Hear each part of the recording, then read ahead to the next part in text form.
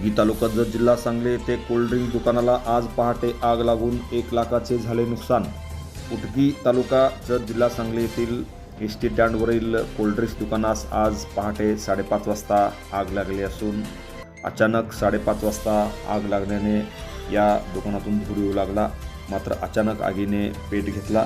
शांताप्पा लिगाडे यांच्या मालकीचे उदगी स्टँडवरील हे कोल्ड्रिंक्स दुकान असून त्यांच्या दुकानातील उसाची मशीन, आडवा फ्रीज आदीसह 1 लाखाचे नुकसान झाले आहे। ही आग नेमकी कशामुळे लागली मात्र याचे गूढ मात्र समजलेले नाही।